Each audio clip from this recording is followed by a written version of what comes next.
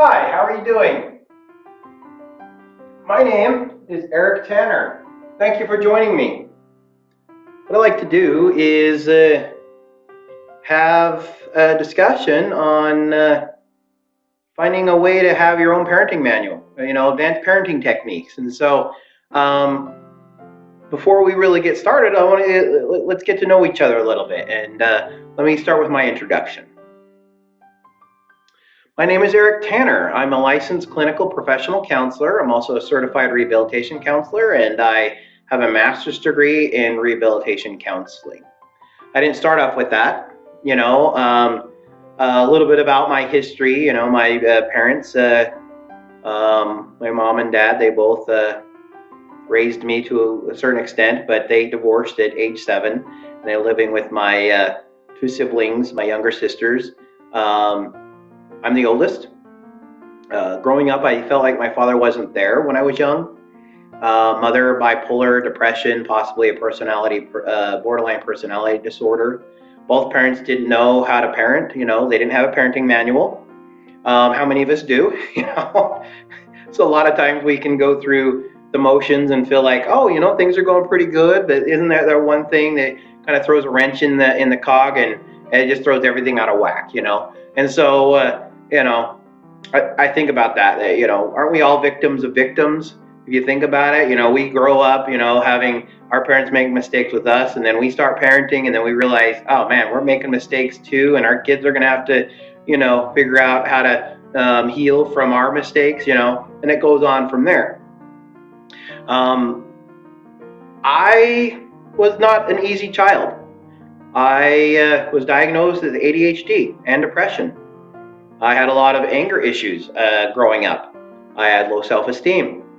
There was a point in my life that I vowed that I was going to be the father I felt like I didn't have. I grew up as a couch potato family, didn't do much, sat around. And so there was a lot of things that I recognized that I wanted to change about myself. I started reading books in high school. I studied everything I could to find out what it would be to be a good father.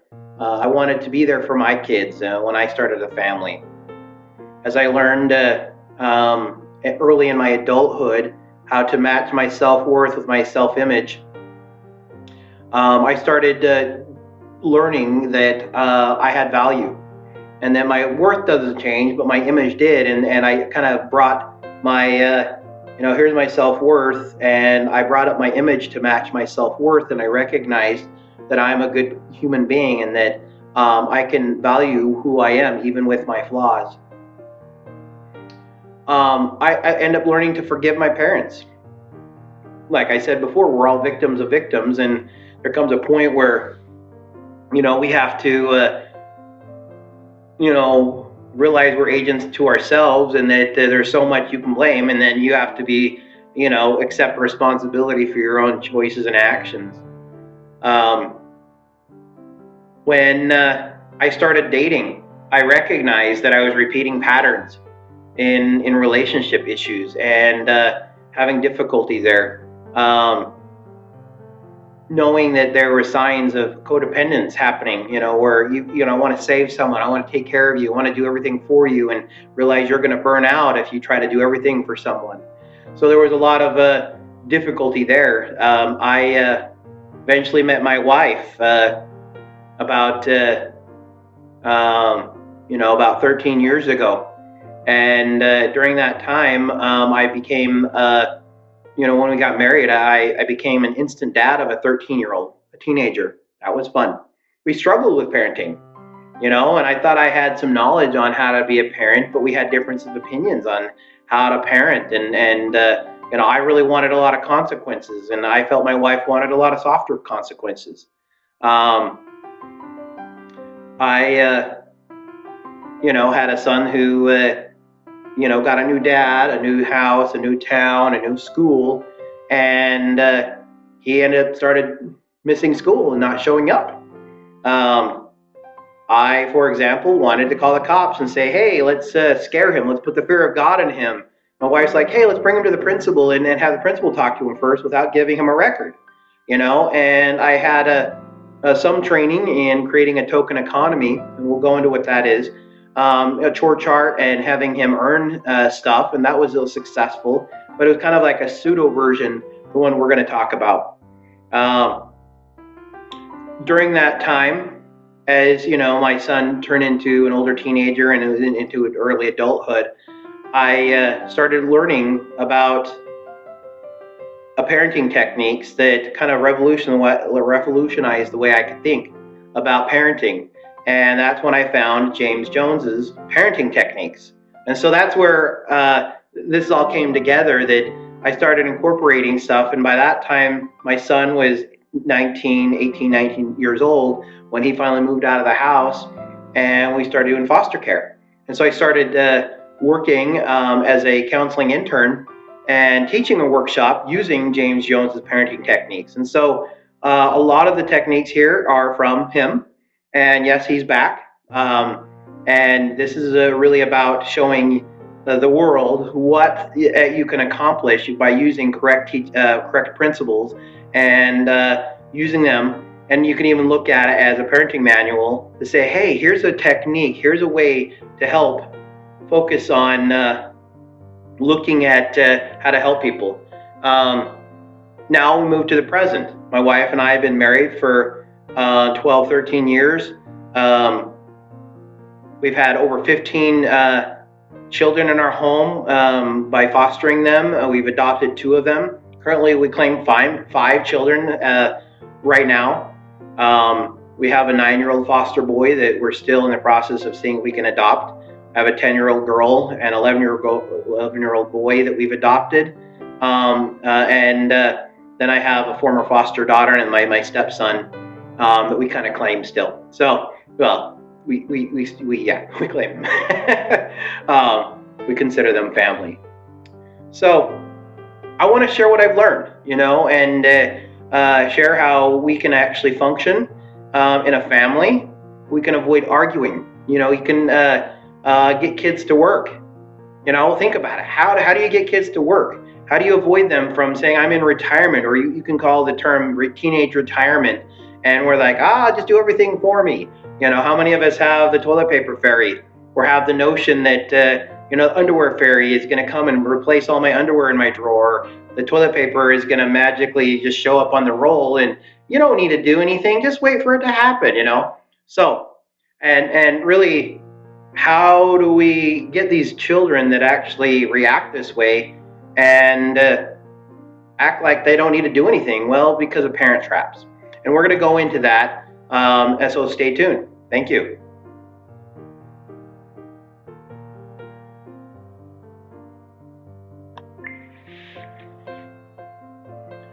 So parent traps.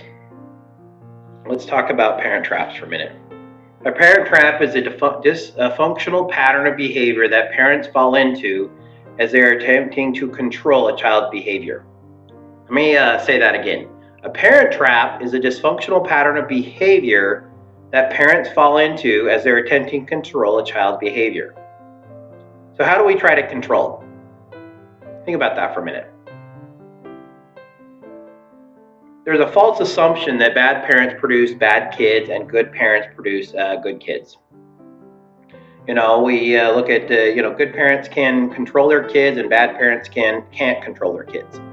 And one of the things we want to look at is the misconception of control. Have you ever been, wandering around and you're like, the store or on the subway or wherever you're at, you see a parent there with unruly kids. You're like, man, they just need to learn to control their kids. Oh, I can't believe they would do that, Or you see a kid just kind of losing it, and you're like, man, they're just bad parents, they can't control their children. Well,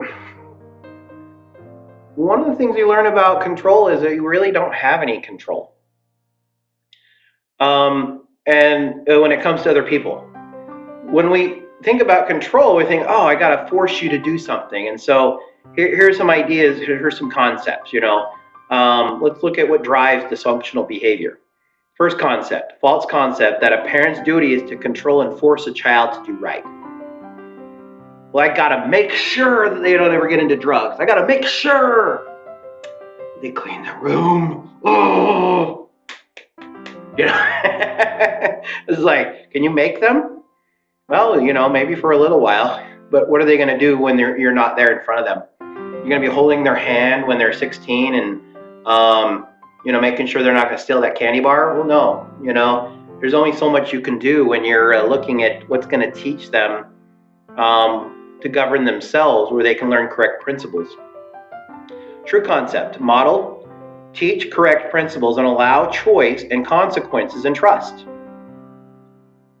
And the next thing here about what drives dysfunctional behavior is feelings. Negative feelings like anger, frustration, sense of failure, pain, fear, and guilt.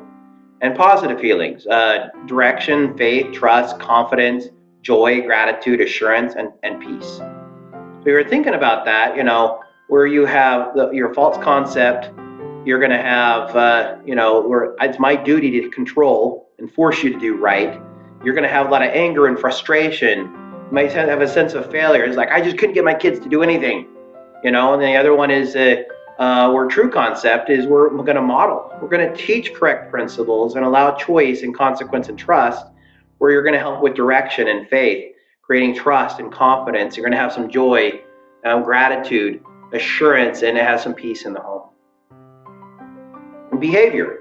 Negative behavior is raging, critical, or criticizing, threatening, verbal, and physical abuse.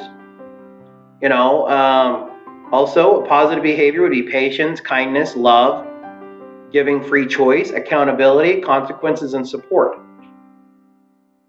So when it comes to control, continually trying to control what we cannot and should not control is the cause of the most anxiety and stress and destructive anger in life.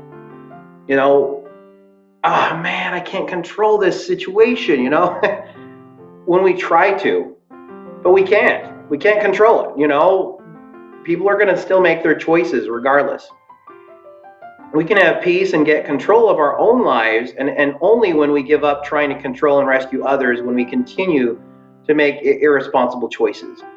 People are going to have natural consequences, and one thing that's nice about giving consequences to children now is if you rescue them all the time now, little consequences now being, you know what? Sorry, you're not able to go out and hang out with your friends this afternoon. Sorry, you can't go play.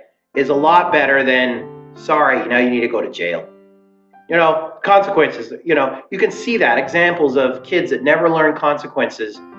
And as they get older, they think they can get out of it. And when a real consequence happens, and you have to face a judge, or you have to face, by taking that substance, you're going to have an addiction, possibly. Those are natural consequences. And so we can't force people, but you can give the consequences, and those consequences, that's going to help people govern themselves. Like, I don't really want that. It's not what I really want. If we love and teach our children to do what's right, we're not responsible for their lives they choose to live. So as you teach them, I heard a quote once that said that the art of parenting is letting go.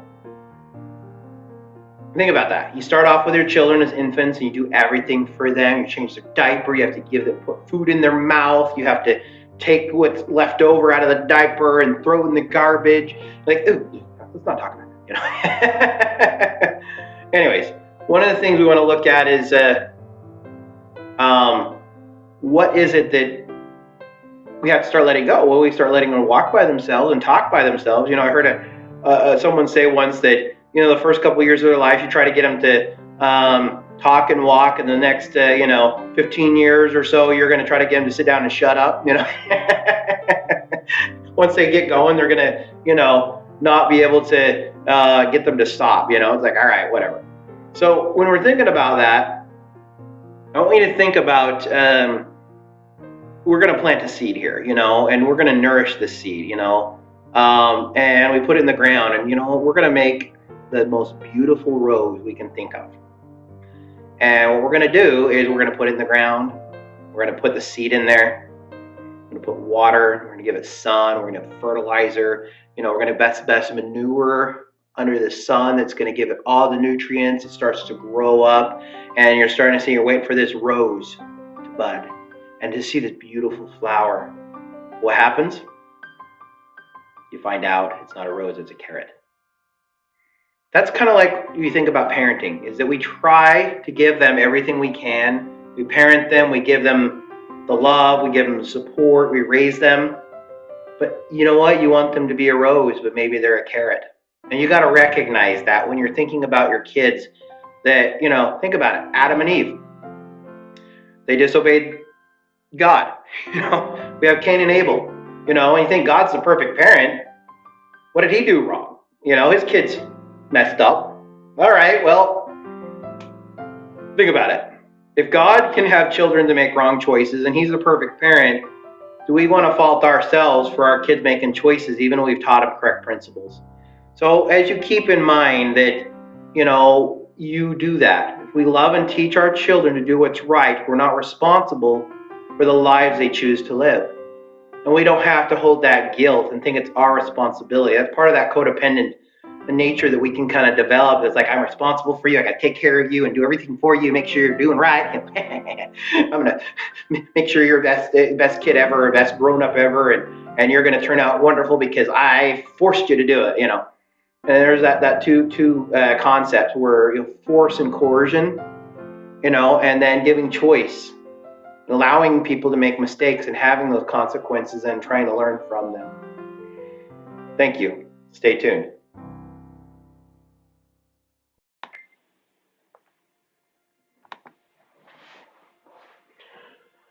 Our next section, or our next parent trap we're going to talk about is called anger and raging at our children.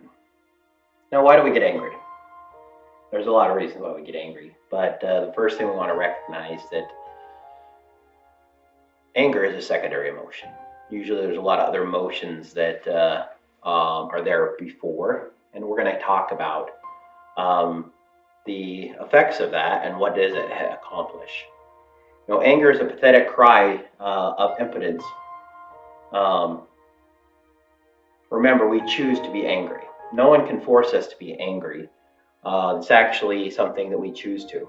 And in some instances, I'm choosing to get angry at you right now. But what do we do with that anger? And so we're going to talk about that. One of the things that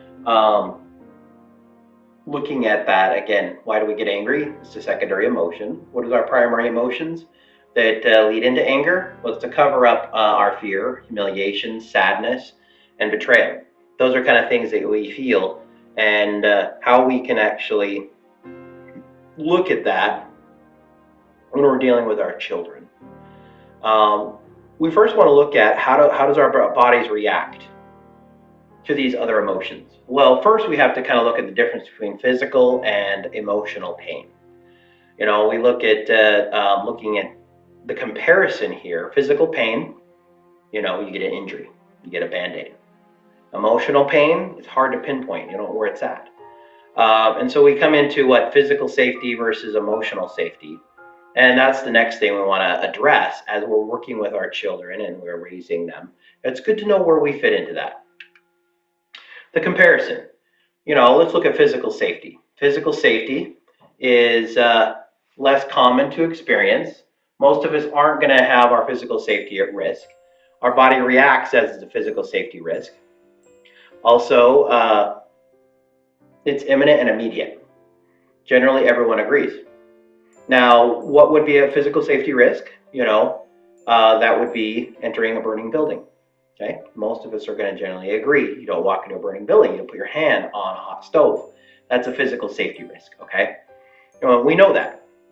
Also, when we compare that to emotional safety risk, it's more common to experience. Our body reacts as a physical safety risk. Also, it's hard. We have time and we have options. It's not immediate and imminent. Sometimes our body tricks us in thinking of that. And it's different for every person. When we have those different emotional reactions, we're going to feel vulnerable. When we've tried to get our children to listen to us and they're not listening to us, and then we get upset and we start yelling and screaming, and there was a time when I raged. And we'll talk about rage and how I reacted. My son, he was about 13, 14 years old, and we were collecting these items. And he had his collection, I had mine, and he had used his. I kept mine in a certain spot that I didn't use very much, and his all broke. His collection did, and so he started using mine without my permission. I came home and found him using my collection, and I got so angry. I started raging, and I look at my own guilt when I talk about this story and think about how this would affect him and our relationship the rest of our lives. But I started swinging with my fists because I was so angry. Luckily, he was faster than I and was able to jump out of a window and on the first floor, nothing, like 4 feet out the window. Anyways, to my eternal shame, yes, I reacted violently. What happens here is that I had an emotional safety risk, and I reacted as I was being physically attacked, and so I retaliated with a swing of a fist. Now, that's something that we should never do. Heaven forbid if my fist actually had hit him. How much shame, how much trouble would I have been in all those years ago? Now he's like almost 25, but that's something that I regret to this day, that I would raise my fist in anger. It was a very special collection of mine, and he was using it and had basically damaged it. So one of the things we want to talk about is determining what is a safety risk. What is a safety risk? When we're dealing with our children, is it right for us to react physically if we're emotionally at risk? No. Think about it. A child, we raise them as a little child, from an infant, and as they get older, yes, they start to grow and they get stronger. But physically, we are stronger. We're going to be faster for a long time. Do we have any right to react physically to our children? There is some justification for spanking on the butt because it's padded, and that's a discussion for another time. But there are so many other effective ways in dealing with our children than using corporal punishment. And so that's why, as we evaluate the difference between physical safety and emotional safety, it'll help us so we don't have to react physically. So the first thing we have to rule out is rule out a physical safety risk. First question, am I going to die if it's not resolved right now? Okay, if you can say no, okay. Let's say, do I need the police or medical attention? No. If the answer is no, then your emotional safety is at risk, not your physical safety. Because our body tricks us into thinking when there's an emotional safety risk that we're going to react physically like we're being physically attacked. That's just the way our body reacts. So you got to kind of think about how to deal with that. One of the things that I like to think about is using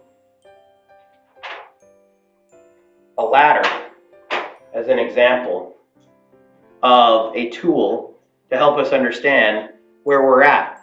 I want you to think about this ladder here. It's an A-frame ladder. And as you notice that when you start to climb this ladder, as you get higher and higher, you feel less safe. And I like to kind of think of this as an emotional safety ladder. Using a physical representation to describe an emotional response. But have you ever noticed when you climb up a ladder, and I think we've all done this, you can kind of see, it says do not step here on the top of the ladder.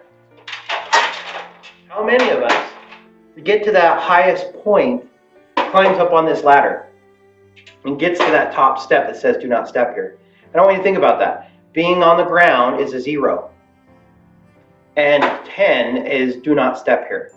When we think about the experiences we have with our family and we're in our communication, when we're grounded and we're safe on the ground, that's when communication can happen. When we're thinking about that, and we're going to talk about how when our emotions start to build, we can come crashing down. And as we build up, climbing this emotional ladder, that's when we start to rage. And so that's when I talk about the rage gauge. We know that anger is a secondary emotion, but as we climb our emotional ladder, we're going to start to rage, and this is how we react. So the rage gauge is how many requests you make before using coercion and abusive methods. Okay? Think about that for a second. Go clean your room. The kids are kind of aware. Okay? Second request. They're a little concerned. Third request. The kids are irritated. You're irritated. Okay? Number 4. Now you're getting frustrated. Okay?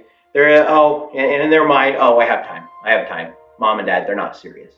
And then by the 5th request, you're upset. 6th request, you're anger. 7th request, you're raging. And then 8th, you're yelling. 9th request, you're violent. And then 10th request, murder. I'm going to murder my children. Ah! How effective is raging? How effective is coming together and fighting one another? When we're on that emotional ladder over here that I talked about, when does communication happen? When we're on the ground?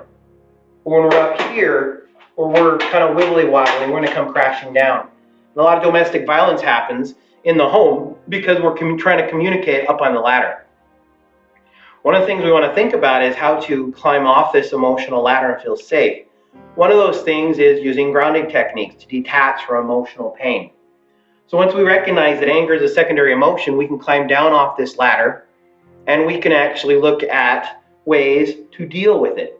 So what is grounding? Grounding is a set of simple strategies to detach from emotional pain. Why do grounding? When you are overwhelmed with emotional pain and you need a way to detach so you can gain control over your feelings and stay safe. Many people who have experienced trauma either feel too much, overwhelming emotions and memories, or too little or numbing, like disassociation. In grounding, you obtain a balance between the two, conscious of reality, able to tolerate it. Now, there's a lot of different grounding techniques out there where you're kind of active and you're focusing on your surrounding environment, where it's not like relaxation training or meditation. It's more of not focusing on the inward, but focusing on the external. Think about how you are in a conversation sometimes and you get distracted and you lose your train of thought. What if you could do that on purpose in the moment of climbing this emotional ladder here? Now think about it. If you're up here and you're like, I'm climbing, I'm about to start raging because I have these emotions of betrayal and upset, my children aren't listening to me, they get away with everything, they're not doing anything, and who's ruling roost? These little kids, they're the ones in charge, because I can't do a thing. By focusing on the external things and doing some grounding techniques or mindfulness techniques, you can actually force yourself and choose to lose that train of thought. Like, what was I angry about? Oh, I can't remember. Okay, I'm moving on. And we can tolerate it. There are many different ways to do that. You can find your own grounding techniques, like reading a good book or, breathing exercises or, focusing on your natural environment, what's going on right now in the moment. And we can kind of go into more grounding techniques, and I will leave some links on some grounding techniques on this video here so you can research which ones work best for you. So, if raging doesn't work, what does? Let's talk about action versus talking. If we're back to the rage gauge and we're talking about how it, when we're yelling and screaming, I want to share a story about a 4-year-old little boy that my wife and I fostered. 4 years old. He came with a cell phone. Now, it didn't have a data plan. It just had, ability to connect to Wi-Fi. Like, okay, that's fine. I think 4 years old, a little too young to have his own cell phone. But his biological family, mom and dad bought it. And he really valued to watch YouTube videos, kid videos. So, when he first moved in, I noticed that his parents were affluent and they had a lot of money, and they would provide gifts for him all the time. And one of the things is that he got everything he wanted. When he asked for it, he got it. When he came with us, that wasn't the case. Right before bed, this is a few days into living with us, this 4-year-old boy wanted to play on his cell phone before bed, and I said, okay, let's get your jammies on, let's hop into bed, and then you can have 10 minutes on your phone. no, no. And he goofed off and took forever. Okay, you have, a few more minutes and then you're going to lose your cell phone for the night. And he pushed it. And then as I talked to him, he said, I want my phone, and started screaming, I want my phone, give me my phone right now, I want my phone right now, give it to me right now. Like, no, sorry, you lost your phone. Now this little boy decided to throw a tantrum for 2 hours. 2 hours. I literally sat there trying to let him know, sorry, and he, after a while, he said, please, one more chance, please, I just want my phone back, please, one more chance. I want my phone back. And that didn't work. Then he started spitting at me. I hate you. I hate this house. Pit, pit, pit, pit, pit. And little spittoos were coming out at me. And then that didn't work. Then he went back to the pleading. Please, one more chance. Please. For 2 hours. And I was warned that this boy liked to throw tantrums to get what he wanted, and usually he got it. Now, as I was talking with him, and at the 2-hour mark, I think he finally gave up and decided to go to bed. The next day, same thing. You can have your phone for 10 minutes before bed. You can watch some videos. Guess what? He listened. There was no 2 hours, and usually it was about 5 or 10 minutes for him to decide to actually listen and do that. Now, any other incidents where he's had other foster homes in his biological family, they would have given in many, many times before, and there may be some backlash. But really, the reality of it is if you use your words instead of action, you're going to start raging because they won't listen. They don't believe you. Here's another story, and this is from James Jones. He met someone that told him this story after learning some of these techniques. My mom decided that she wasn't going to put up with arguing and raging anymore. So the kids came home. It's like, all right, we're going to do our homework soon. We're going to do our chores for soon, but we're going to watch some TV. And so the kids all got together, 3 or 4 kids, something like that. I'm not sure the number. But they were watching TV, and then an hour goes by, like, oh, we're almost done. We're going to get chores. We're going to get homework done, Get in and do your chores. Come on, you got to do it. And this was the pattern that happened in the past. And, by the time that she was raging, they finally believed Mom and said, okay, we'll go do it. And an hour had gone by, and there had been yelling and screaming in the home, and no one was happy. The ladder was climbed, and there was yelling and screaming, trying to coerce the kids to listen. We can't control them, right? We've mentioned that before. But as you think about it, what if she used her actions instead of words? So she learned that. The next time this happened, she came home and was like, all right, you need to get your homework done, get your chores done. No one listened. She decided not to argue. After she did that, no more arguing. They didn't get their homework done. They were like, wow, Mom didn't do anything. This is great. Guess what? The next day, they went to school. They came home and the TV was gone. Not even in the house. It was gone. So, okay, all right. Where's the TV? We want to watch some television. What's going on? Well, she said, you know what? I'm not arguing with you guys anymore. I'm not going to yell and scream anymore. Guess what? The TV is gone for 1 week. It will come back in 1 week. If you choose to follow my directions and do your homework and chores after school, then we can keep the TV. But guess what? If we happen again after the TV comes back after a week, you know what? The TV's gone for 2 weeks. Now the kids were governing themselves. They were saying, hey, you're not going to make me lose the television. You better get in and do your chores. No, you better get in and do your chores too. Well, I am, because I'm not going to be the one making the TV be gone for the week, And so the kids got together and worked together and started governing themselves and said, hey, we're going to do our chores. We're going to get it done. Mom gave us one warning. We're going to go in and do it. We're not losing it. It's our actions. We can't control our children, but we can give them consequences. We can choose some consequences that are appropriate and give them limited choices. When you think of little children, you're not going to say, oh yeah, if you want to play in the street, go ahead. But you can say, hey, if you do want to play in the street, then you're going to lose some toys. for a day, or you're going to have, certain consequences like a timeout, a short timeout, or other things that are going to, an extra chore they may have to do. There's little things you can do when you're focusing on the consequences, age appropriate, of course, where you know what? I'm sorry, there's no Wi-Fi. What? I need Wi-Fi. Think of all the free things we get. The toilet paper fairy, the underwear fairy, all these different things that they get for free. They don't have to work for. And so if you think about it, well, some of those things might disappear. If you don't want to do certain things in this family, then guess what? There will be some consequences. And we're going to go into more of that on how to get our kids to work and wanting to work so they can have the things they want. When you think about it, and this is a little precursor for next several videos, but if you think about it, if there's no motivation, there's no need. And if we provide everything for them, then there's no need. Then I don't need to do anything. But if you make them work for things, then they create a need, and then they're motivated to get that. So keep that in mind. Stay tuned.